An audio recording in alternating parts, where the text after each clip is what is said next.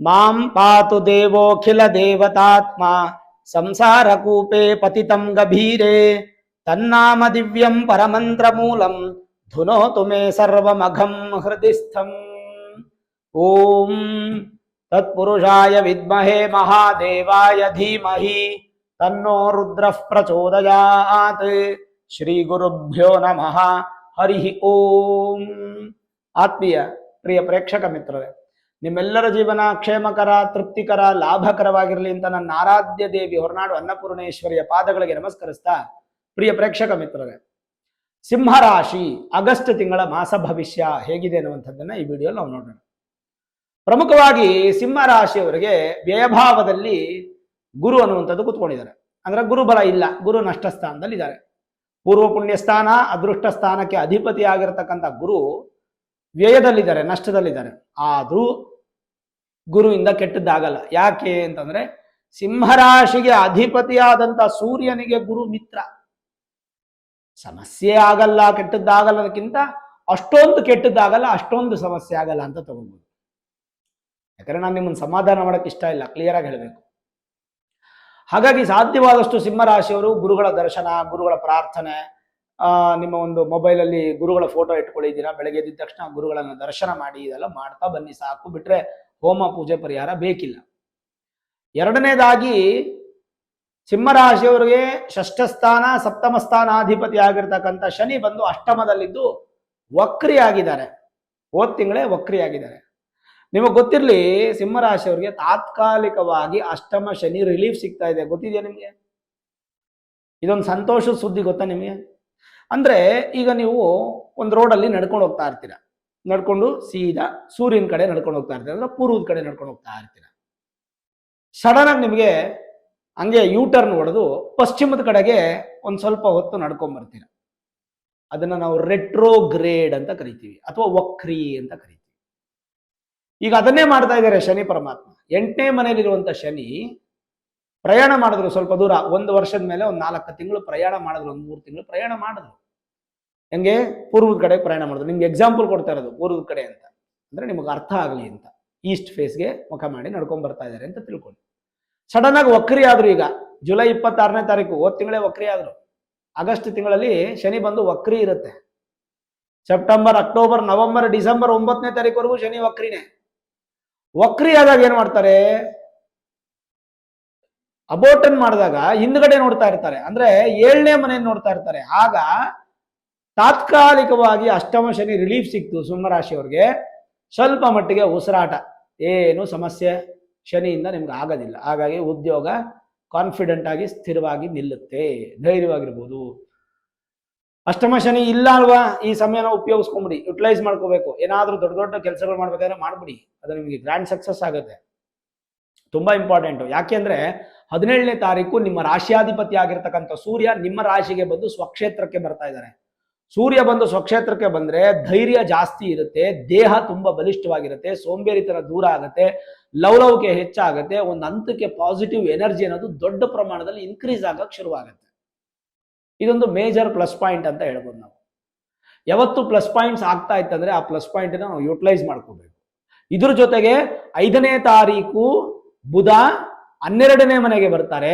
22ನೇ ತಾರೀಕು ನಿಮ್ಮ ಮನೆಗೆ ಬಂದು ಬುಧಾದಿತ್ಯ ಯೋಗವಾಗಿ ಕನ್ವರ್ಟ್ ಆಗ್ತಾರೆ. ಹಾಗಾಗಿ 5th ಇಂದ ಒಂದು 5ನೇ ತಾರೀಕು ಆಗಸ್ಟ್ ಇಂದ ಒಂದು 50% ಸಪೋರ್ಟ್ ಸಿಕ್ಕಿದ್ರೆ 22ನೇ ತಾರೀಕು ಆಗಸ್ಟ್ ಇಂದ ಫುಲ್ ಸಪೋರ್ಟ್ ಸಿಗುತ್ತೆ ಬುಧನಿಂದನೂ ಕೂಡ. ಬುಧ ನಿಮಗೆ ದ್ವಿತೀಯ ಹಾಗೂ ಲಾಭ ಸ್ಥಾನಾಧಿಪತಿ.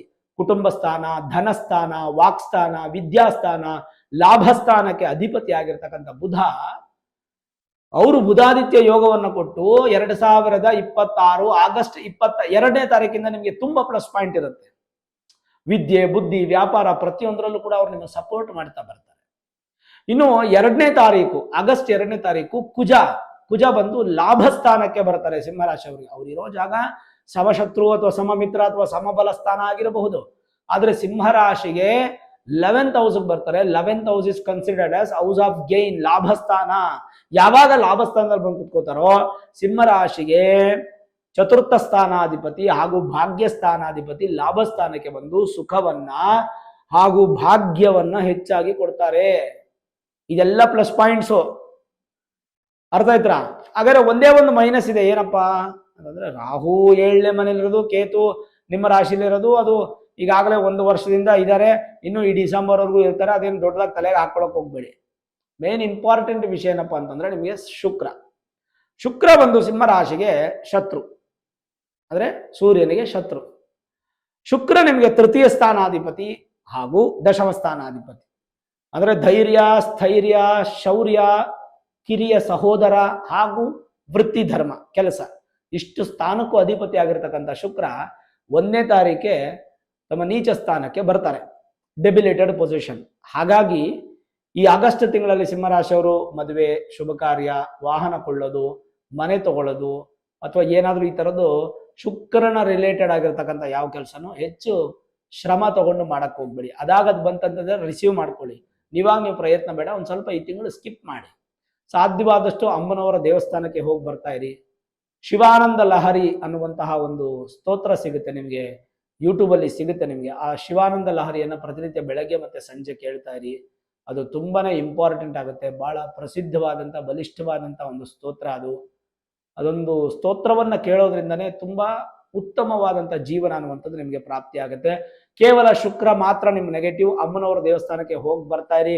ಹೇಗೋ ನಿಮ್ಗೆ ಆಗಸ್ಟ್ 12ನೇ ತಾರೀಕುವರೆಗೂ ಆಷಾಢ ಮಾಸನೇ ಇದೆಯಲ್ವಾ, ಆಷಾಢ ಮಾಸ ದೇವಿಗೆ ಉತ್ತಮವಾದ ಮಾಸನೇ. ಹಾಗಾಗಿ ಪ್ರಾರಂಭದಿಂದಾನೇ ನೀವು ಹೋಗ್ತಾ ಇರಿ, ಏನ್ ತೊಂದರೆ ಏನಿಲ್ಲ, ಭಯ ಪಡೋ ಅವಶ್ಯಕತೆ ಇಲ್ಲ, ಟೆನ್ಷನ್ ಸ್ಟ್ರೆಸ್ ಮಾಡ್ಕೊಳ್ಳೋ ಅವಶ್ಯಕತೆ ಇಲ್ಲ. ಅದು ತುಂಬಾ ಇಂಪಾರ್ಟೆಂಟ್ ಆಗುತ್ತೆ ಅಂಡ್ ಮೇಜರ್ ಪ್ಲಸ್ ಪಾಯಿಂಟ್ ಕೂಡ ಆಗುತ್ತೆ ನಿಮಗೆ. ಹಾಗಾಗಿ ಯೋಚನೆ ಮಾಡೋ ಅವಶ್ಯಕತೆ ಅಂತೂ ಖಂಡಿತ ಇಲ್ಲ. ಇದು ಒಂದು ಹಂತಕ್ಕೆ ನಿಮಗೆ ಮಾಹಿತಿ ತಿಳ್ಕೊಂಡ್ರಿ. ಈಗ ಜನರಲೈಸ್ ಆಗಿ ಹೇಗಿದೆ ಅಂತ ನೋಡೋದಕ್ಕೆ ಮುಂಚೆ ಈ ತಿಂಗಳೇನು 12ನೇ ತಾರೀಕು ಆಗಸ್ಟ್ 12 ಜ್ಯೋತಿರ್ಭೀಮೇಶ್ವರ ವ್ರತ.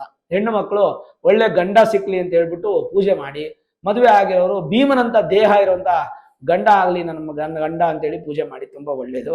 ಇನ್ನು 16ನೇ ತಾರೀಕು ನಾಗ ಚತುರ್ಥಿ, 17ನೇ ತಾರೀಕು ನಾಗ ಪಂಚಮಿ, 21ನೇ ತಾರೀಕು ಹೆಣ್ಣು ಮಕ್ಕಳಿಗೆ ಬಹಳ ನೆಚ್ಚಿನ ವರಮಹಾಲಕ್ಷ್ಮಿ ಹಬ್ಬ ಇದೆ. ಹಬ್ಬನ ವಿಜೃಂಭಣೆಯಿಂದ ಆಚರಣೆ ಮಾಡಿ. 25ನೇ ತಾರೀಕು ಅಂಗಾರಕ ಜಯಂತಿ. ಯಾರ್ಯಾರಿಗೆ ಕುಜದೋಷ ಇದೆ ಅಂತ ನೀವು ತಿಳ್ಕೊಂಡಿದ್ದೀರೋ, ನಿಮ್ಮ ಜಾತಕದಲ್ಲಿ ಕುಜದೋಷ ಹೆಚ್ಚಾಗಿ ಸಮಸ್ಯೆಯನ್ನು ಉಂಟು ಮಾಡ್ತಾ ಇದೆಯೋ ಅಂಥವರು ಖಂಡಿತವಾಗ್ಲೂ ಕುಜದೋಷ ಪರಿಹಾರಕ್ಕೋಸ್ಕರ ನೀವು ಅಂಗಾರಕ ಜಯಂತಿ ದಿನ ಸುಬ್ರಹ್ಮಣ್ಯನ ದರ್ಶನ ಅಥವಾ ಅಂಗಾರಕ ಅಂದ್ರೆ ಕುಜಗ್ರಹದ ದರ್ಶನವನ್ನ ಮಾಡ್ತಕ್ಕಂಥದ್ದು ಬಹಳ ಒಳ್ಳೆಯದು.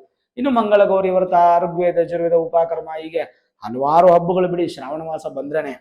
ಸರಿ, ಹಾಗಾದ್ರೆ ನಾವು ಒಂದ್ ಸ್ವಲ್ಪ ಜನರಲೈಸ್ ಆಗಿ ನೋಡ್ಬಿಡೋಣ ಹೇಗಿದೆ ಅಂತ.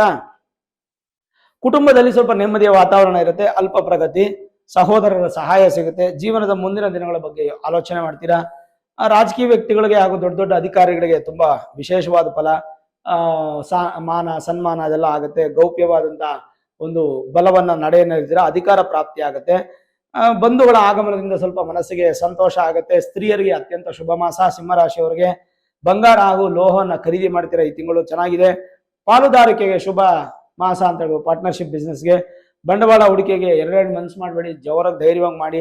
ಸ್ಥಿರಾಸ್ತಿ ಖರೀದಿ ಬಗ್ಗೆ ನಿರ್ಧಾರ ಮಾಡಿ, ಪ್ರಯತ್ನ ಮಾಡಿ. ಈ ತಿಂಗಳು ರಿಜಿಸ್ಟ್ರೇಷನ್ ಬೇಡ, ಬರೋ ತಿಂಗಳು ಪ್ಲಾನ್ ಮಾಡ್ಕೊಳ್ಳುವಂತ್ರಿ. ಮತ್ತೆ ಏನಪ್ಪಾ ಅಂತಂದ್ರೆ ಅದಾಗದೇ ನಿಮ್ ಕೈಗೆ ಬರ್ತಾ ಇದೆ ಅಂದ್ರೆ ದೇವರ ಪ್ರಸಾದ. ನೀವಾಗ ನೀವು ಹುಡ್ಕೊಂಡು ಹೋಗ್ತಾ ಇದೀರ ಅಂದ್ರೆ ಟೈಮ್ ಚೆನ್ನಾಗಿದ್ರೆ ಮಾತ್ರ ಹುಡ್ಕೊಂಡು ಹೋಗ್ಬೇಕು, ತುಂಬಾ ಇಂಪಾರ್ಟೆಂಟ್. ಹೊಟ್ಟೆ ಸಂಬಂಧಪಟ್ಟಂತ ಸಮಸ್ಯೆಗಳು ಸ್ವಲ್ಪ ಆಗತ್ತೆ, ಸ್ವಲ್ಪ ಹುಷಾರಾಗಿರ್ಬೇಕು. ಸರ್ಕಾರಿ ಕೆಲಸ ಕಾರ್ಯಗಳಲ್ಲಿ ಉತ್ತಮವಾದ ಪ್ರಗತಿ, ವಿದೇಶಿ ಪ್ರಯಾಣ ಬಗ್ಗೆ ಆಲೋಚನೆ, ಹಿರಿಯ ಅಧಿಕಾರಿಗಳಿಂದ ಸಹಾಯ ಸಿಗುತ್ತೆ. ಸ್ಥಾನ ಪಲ್ಲಟ ಆಗುವಂತ ಸಾಧ್ಯತೆ, ಮತ್ತೊಂದು ಉದ್ಯೋಗದ ನಿರೀಕ್ಷೆ ಇದ್ರೆ ನಿಮ್ಗೆ ಏನಾದ್ರು ಚೇಂಜ್ ಮಾಡ್ಬೇಕಂದ್ರೆ ಪ್ರಯತ್ನ ಪಡ್ಬೋದು. ಬಟ್ಟೆ ವ್ಯಾಪಾರಿಗಳಿಗೆ ಮತ್ತೆ ಈ ಒಂದು ಸಣ್ಣ ಸಣ್ಣ ಪುಟ್ಟ ವ್ಯಾಪಾರಿಗಳು, ಸ್ಟೇಷನರಿ, ಫ್ಯಾನ್ಸಿ ಸ್ಟೋರ್, ಈ ತರದ ವ್ಯಾಪಾರಗಳೆಲ್ಲ ಚೆನ್ನಾಗಿರುತ್ತೆ. ಶುಭ ಅಧಿಕವಾದಂತ ಲಾಭ, ಅಭಿವೃದ್ಧಿ. ಆಸ್ಪತ್ರೆ ಸಿಬ್ಬಂದಿಗಳಾಗ್ಬೋದು, ಸ್ಟಾಫ್ ಆಗ್ಬೋದು, ಅಥವಾ ಡಾಕ್ಟರ್ಸ್ ಆಗ್ಬೋದು, ಹಾಸ್ಪಿಟಲ್ಸ್ ಆಗ್ಬೋದು, ಕ್ಲಿನಿಕ್ ಆಗ್ಬೋದು, ಮೆಡಿಕಲ್ ಶಾಪ್ ಆಗ್ಬೋದು, ಮೆಡಿಕಲ್ ಎಕ್ವಿಪ್ಮೆಂಟ್ಸ್ ಸೇಲ್ ಮಾಡೋರಾಗ್ಬೋದು, ಅದನ್ನು ತಯಾರು ಮಾಡೋರಾಗ್ಬೋದು, ಮಾರ್ಕೆಟಿಂಗ್ ಮಾಡೋರಾಗ್ಬೋದು, ರಿಲೇಟೆಡ್ ಟು ಮೆಡಿಸನ್, ಅದು MBBS ಆಗ್ಬೋದು, ಅಥವಾ ಅಲೋಪತಿ ಆಗ್ಬೋದು, ಅಥವಾ ಸಿದ್ಧ ಆಗ್ಬೋದು, ಆಯುರ್ವೇದಿಕ್ ಆಗ್ಬೋದು, ಯಾವುದೇ ತರದ ಮೆಡಿಸಿನ್ ಸಂಬಂಧಪಟ್ಟಂತ ವಿಚಾರದಲ್ಲೆಲ್ಲ ತುಂಬಾ ಚೆನ್ನಾಗಿರುತ್ತೆ ಸಿಂಹರಾಶಿಯವ್ರಿಗೆ. ಹೊಸ ಕೆಲಸದಲ್ಲಿ ಜಯಪ್ರಾಪ್ತಿ ಇರುತ್ತೆ. ರಾಜಕೀಯವಾಗಿ ಸ್ವಲ್ಪ ಒಂದು ಹಂತಕ್ಕೆ ಬದಲಾವಣೆ ಪಾಸಿಟಿವ್ ಆಗಿ ಆಗತ್ತೆ. ತಿಂಗಳ ಅಂತ್ಯದಲ್ಲಿ ಮತ್ತಷ್ಟು ಮನಸ್ಸಿಗೆ ಸಂತೋಷ ಸಿಗುತ್ತೆ. ಜೊತೆಗೆ ಮೃಷ್ಟಾನ್ನ ಭೋಜನ ಪ್ರಾಪ್ತಿ ಆಗುತ್ತೆ. ಫೈನಾನ್ಸ್ ವಿಚಾರದಲ್ಲಿ ಕೂಡ ಓಕೆ, ಏನೂ ತೊಂದರೆ ಇಲ್ಲ, ಭಯ ಪಡುವಂಥದ್ದೇನಿಲ್ಲ. ಶಿಕ್ಷಕರಿಗೆ, ವಿದ್ಯಾರ್ಥಿಗಳಿಗೆ ಬಹಳ ಉತ್ತಮವಾದ ಮಾಸ. ಸಣ್ಣ ಪುಟ್ಟ ಅಭಿವೃದ್ಧಿ, ಸಂಗೀತ, ಕ್ರೀಡೆಗಳಲ್ಲಿ ಹೆಚ್ಚಿನ ಆಸಕ್ತಿ ಇರುತ್ತೆ. ವಿಭಿನ್ನವಾದಂಥ ಕೆಲಸಗಳನ್ನು ಮಾಡಿ ಒಂದು ಒಳ್ಳೆ ಅಭಿವೃದ್ಧಿಯನ್ನ ಪಡಿತೀರಾ. ಮನೆ ಕಟ್ಟುವಂಥ ಕೆಲಸ ಇದ್ರೆ ಸ್ವಲ್ಪ ನಿಮ್ಮ ಮೂಲ ಜಾತಕವನ್ನು ನೋಡಿಸ್ಕೊಂಡು ಆಮೇಲೆ ಡಿಸೈಡ್ ಮಾಡಿ.